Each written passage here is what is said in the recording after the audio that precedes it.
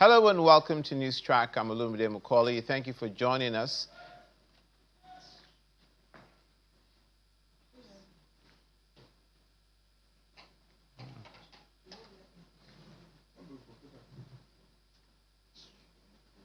Hello and welcome to Newsroom series. I'm Olumide Macaulay. Thank you for joining us. Towards improving the teaching and learning of science, technology, engineering, and mathematics, the Ogun State government has trained another set of 100 select teachers from different secondary schools across the state to improve efficiency. At the end of the two-week program, the State Commissioner for Education, Science, and Technology, Professor Abayomi Arigbabu, admonished the teachers to justify the investments committed by the state towards stimulating students' interest in sciences education in line with the 21st century and development. While assuring participants of incentives for motivation, he says that the various initiatives and reforms in the education sector have continued to yield results for the state. This initiative is expected to provide solar microgrid solutions to public 40 primary health care facilities across 20 local government areas, improve service delivery and climate resilience in underserved communities. This, in turn, will provide reliable electricity for effective healthcare delivery, as power disruptions often lead to vaccine spoilage, delayed emergency procedures, and hindered medical operations. It will ensure uninterrupted service delivery, particularly in rural communities where the need is most critical. With this intervention, our health centers will not only have light, but they will have life. I just want to know, was it... The Ogun State Commissioner for Health, Dr. Tomi Koka, who could not hide her excitement, says the project will reduce over-dependence on public power supply, which costs the state over 100 million naira monthly. These efforts are already improving service delivery, reducing costs, and providing our healthcare workers with the tools they need to deliver care confidently and safely. The Nigeria Solar for Health project, supported by the European Union, will extend clean renewable energy to about 40 or more primary health centers as well as secondary facilities. In his own submission, the project manager, Green Economy, European Union delegation to Nigeria, Mr. Govt Ogbemudia, described the launch as a significant milestone in Ogun State, while the special advisor to the Ogun State governor on SDGs announced the commencement of energy audits required for the project. Here in Ogun, we will be electrifying 20 of these sites, one in each of the 20 local governments in the state. As we mark this momentous occasion, let us recognize the transformative impact that the renewable energy holds for Nigeria's future. The project team is very robust and they're very competent and capable individuals. So I'm very confident that they would deploy the right design and the right solution to the primary care centers. We're not just doing a one-size-fits-all solution. We're doing an energy audit to be able to capture the energy demands and to make provision for expansion in the event that the PATs had additional equipment to their facility. So it's going to be a properly designed and implemented solution. I'm very confident in the team's ability to do that.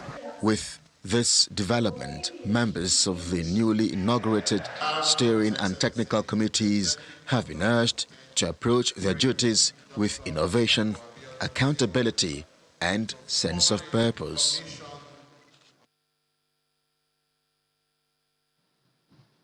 Stakeholders in Ekiti State education sector are calling for careful guidance in the use of technology among secondary school students and younger learners. During a conference on mastering academic growth and excellence held in Ekiti, participants discussed effective strategies for imparting knowledge in today's digital age, emphasizing the importance of monitoring students, strengthening their strength, and supporting areas where they struggle. They underscored that young minds should not be left unguided, advocating for improved teacher training, better learning facilities and enhance infrastructure to foster student development. The conversation also touched on the risks and opportunities presented by artificial intelligence and gadgets in the classroom, with experts cautioning students against relying solely on artificial aid at the expense of their natural abilities.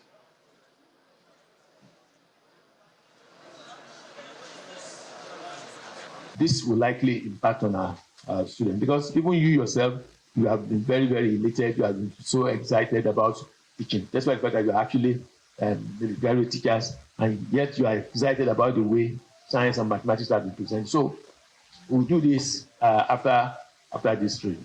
So just be ready. I will call on you. We have the database, we have the data of all of you. So all of us are going to be involved in that and be able to measure and give something that is based on facts, not on gut feel. I want to let you know that if we say in Ogun State we are revitalizing education through what we call the Ogun State Education Revitalization Agenda. What is that? Oksera. Remember, we talk about curriculum, the first pillar of Oksera. The second one is school management. The third one is technology and innovation. The fourth one is infrastructure. The fifth one is revenue and funding. And the last pillar is teachers' welfare and students' welfare. All these ones, if you look at it, we have ticked all the boxes.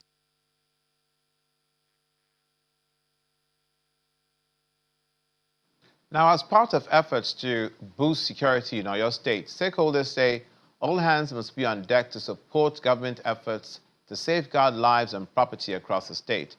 In line with this, lawmaker representing Ibadan Southeast Northeast Federal Constituency, Honorable Abbas Adigun, notes that a well-funded, equipped, and fully supported security apparatus is essential for protecting Nigeria's sovereignty, territorial integrity, and national security. He made the comment during a strategic empowerment for security agencies in Ibadan. Appreciative of the gesture, a representative of the state government appealed to critical stakeholders to support security agents with modern-day equipment and technology to combat crime and promote communal trust between the people and security agents. Oyo State is one of the safest states in Nigeria, if not the safest. And the state government has been doing a lot in terms of ensuring that good people of Oyo State sleeps with their two eyes closed. The DPOs here can testify to what the state government is doing for a very long time. What Honorable Bori has done today is another good development. If others can do same, I think we will go a long way to make the security of Oyo State to a barest minimum. Every time I come around, I make sure that I visit our police station in my constituency, and the majority of the office do not even have a paper to write with. I'm not saying that they don't do it for them, but it's not enough. So I'm doing this. I don't want you to be thinking that it's only when it's time for us to do election, and that's the time that we remember them. No. They are the ones that are doing massive work to protect us, our community. Like I said, imagine if the security agency, especially the police, go on strike for 1 week. Imagine what will happen. Scientists say a 21% surge in Nigeria's disease burden could be recorded due to climate change concerns, and this calls for an urgent, realistic approach to tackle this inevitability. To this end, they call for increased funding and aid research based on collaborations between Nigeria and development partners as a pathway to combating health issues and food insecurity arising from climate change. The Embassy of Germany in Nigeria, scientists, scholars in the fields of medicine, environment and agriculture, and other stakeholders made the call at the Ladoke Akintola University of Technology, Ogbomoso, Oyo State, at an international conference targeted at raising consciousness amongst Nigerian academic institutions to combat emerging diseases and address the growing impact of climate change. Genomics is the study of an organism's complete DNA or genome to know how genes work, interact with each other and the environment. It involves analyzing the large amount of data generated to understand biological processes and their application in fields like medicine and agriculture. As climate change continues to reshape global health realities and food security, experts say genomics holds the key to tackling emerging and re-emerging diseases. A conference on the intersection of genomics, world health and climate change is underway at the Ladoke Akitola University of Technology of Ogbomoso. It brings together scientists, policymakers and other stakeholders on the need to embrace genomics as a solution to many complex global health problems. Nigeria is developing itself very well in the genomic landscape. So many labs, coming up immediately after COVID-19. I'm aware now that NCDC also has a very strong genomic laboratory now in Lagos. And just also like our own center, we have this very strong genomic laboratory here at Ladoke Akitola University of Technology. A recent national survey suggests that Nigeria's health sector could record a 21% surge in disease burden due to climate change under current realities. To this end, stakeholders believe that Nigeria must move beyond discussions to real partnerships to complement government's efforts in full deployment of genomics. We recognize that addressing health threats requires a multidisciplinary and collaborative approach. Our investments in genomic surveillance, One Health Partnership, and climate-sensitive disease preparedness reflect our shared commitment to safeguarding health security, not only for Nigerians, but also for the global community. Addressing these intersections demands collaboration, innovation, and much scientific rigor. Our university remains a leading center of excellence in technology-driven education and research in Nigeria. The German Consul General to Nigeria and development partners underscored the need for investment in knowledge-driven innovations with increased funding to develop vaccines that can help prevent the next pandemic.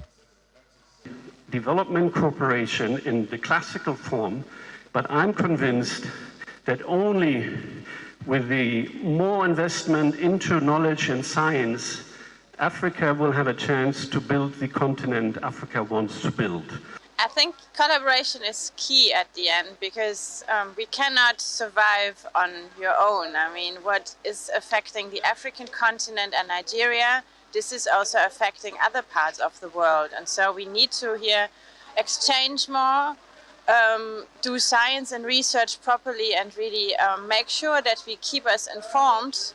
And with that, we can advance together. And as procedures like stem cell therapy and treatments for man, animals and plants gain more momentum, and with global temperatures rising amidst a greater pathogens evolution, Nigeria must, as a matter of urgency, embrace the integration of genomics into public health research. Bukola Uriowo, Channels Television News. You're watching Newsroom series. Coming up, Lagos marks 19th Walk for Nature, showing that a declaration has been made that Lagos State will not be defined by pollution. Please stay with us.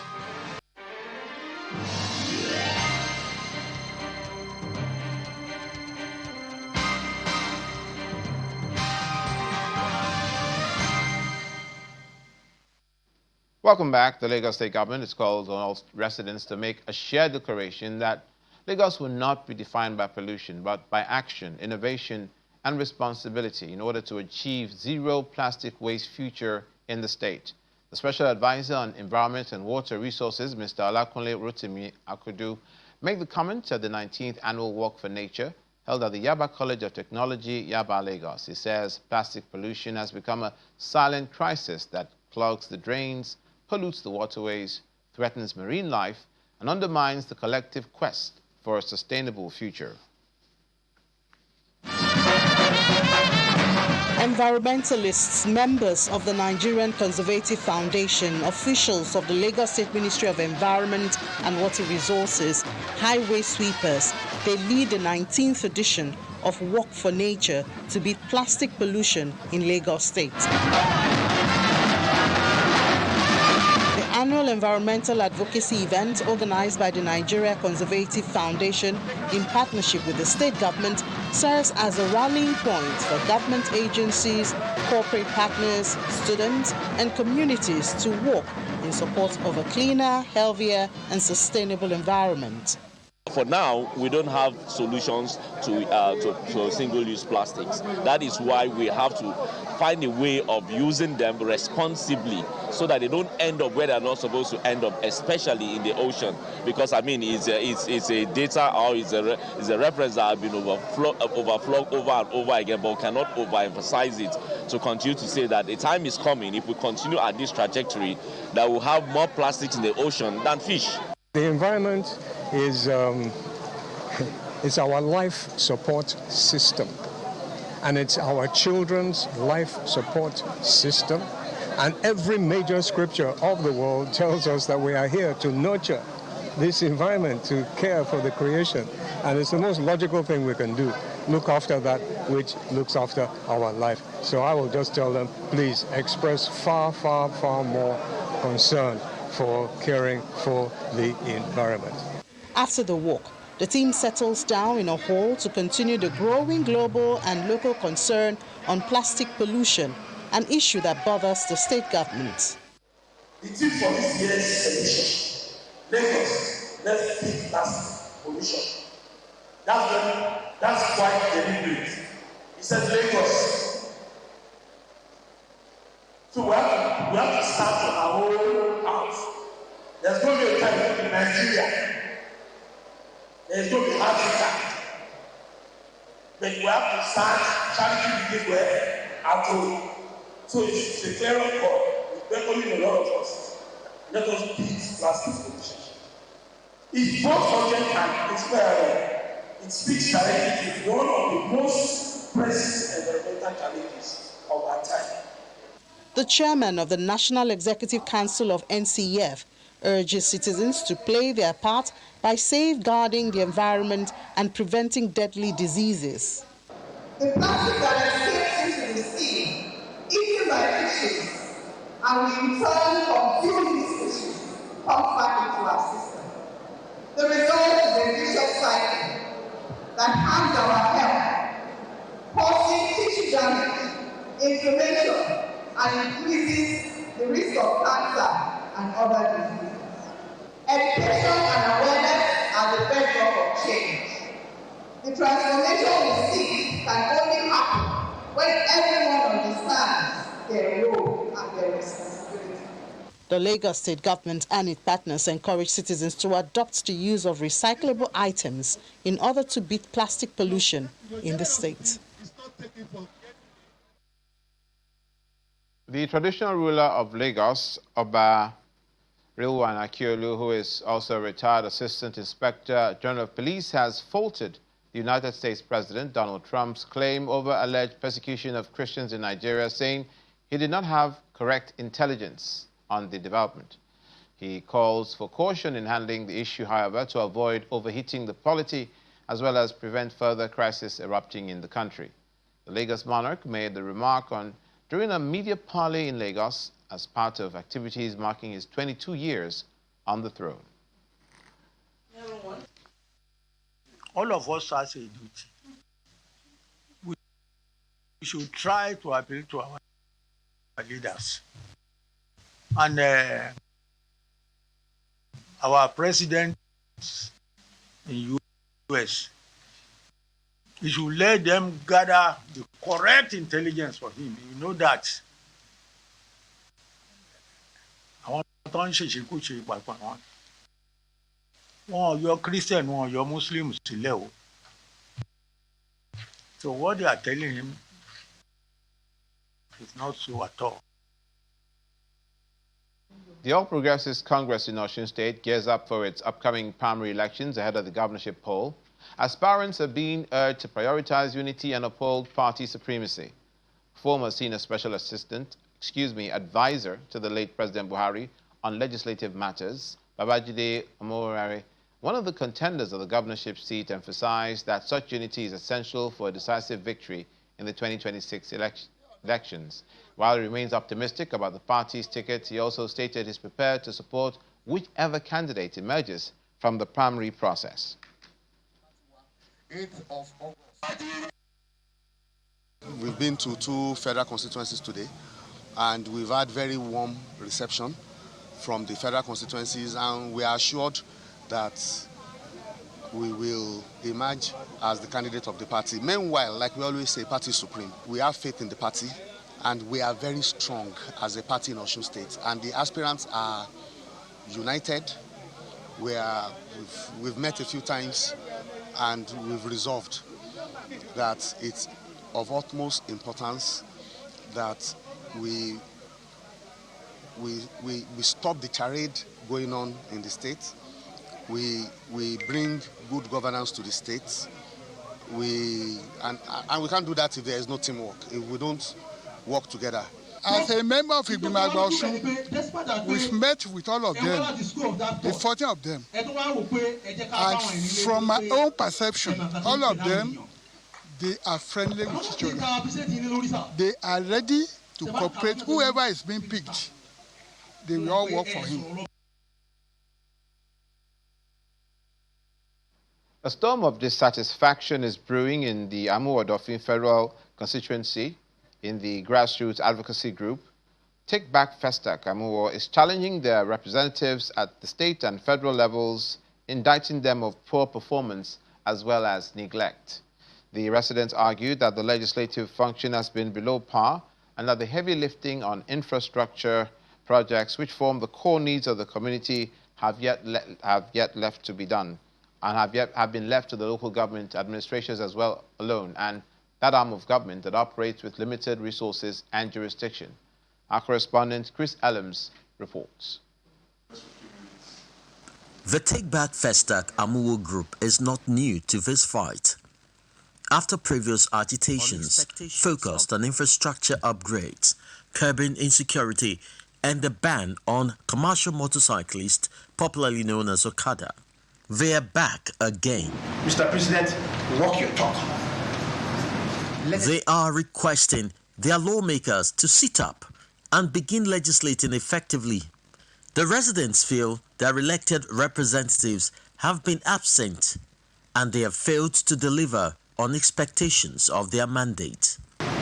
We want to see and witness Honorable MHR proposing legislative bills that will bring value to the people. We want to also witness same legislative bills in the interest of Festac Amuwo Town on the floor of the State Assembly from Honorable Foluke. The good people of Festac Amuwo constituency deserves a decent, responsible, peaceful, prospering life and not political rivalry.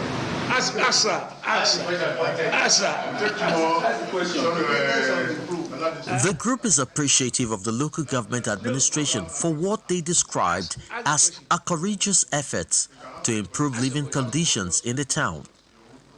However, that appreciation does not extend to the federal government's representation. This is why we said we passed 100% vote of confidence on PLS, because the interconnecting road 51, 52 are being attended to by the local government chairman. While the federal road that forms a perimeter fencing around Festac, 4th Avenue, 1st Avenue Road, 2nd and 7th Avenue, they are in the worst deplorable state. Even after this promise has been made that people are coming to site, till date, nobody has been on site. Have you seen anybody inside? No. Nobody inside. So please, we are appealing to Mr. President. One, we need a Senate seat for Festac and more federal constituency. As far as these determined residents are concerned, Festac Town and Amu-Odofin deserve a far better quality of representation. They are demanding immediate action and are pushing for collaboration to quickly revitalize the once glorious town. The movement promises to continue its pressure until their voices are heard and Festac is returned to its long-faded glory. Chris Elms, Channels Television News. Stakeholders in Ekiti State's education sector are calling for careful guidance in the use of technology among secondary school students and younger learners. During a conference on mastering academic growth and excellence held in Ado-Ekiti, participants discussed effective strategies for imparting knowledge in today's digital age, emphasizing the importance of monitoring students, strengthening their strengths, and supporting areas where they struggle. They underscored that young minds should not be left unguided, advocating for improved teacher training, better learning facilities, and enhanced infrastructure to foster student development. The conversation also touched on the risks and opportunities presented by AI and gadgets in the classroom, with experts cautioning students against relying solely on artificial aid at the expense of their natural ability.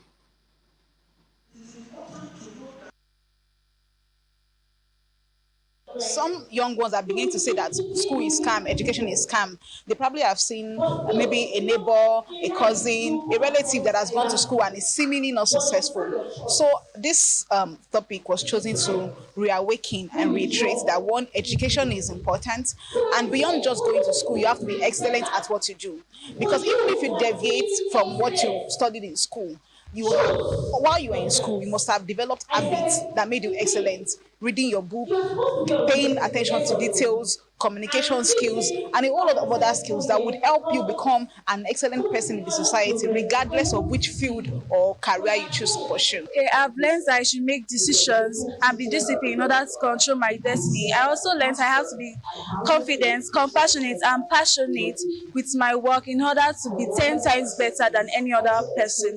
And I also learned that for someone to be 10 times better, they have to make a decision and be more determined than anyone else. And that's it on Newsroom Series today. Thank you for watching. I'm Olumide Macaulay.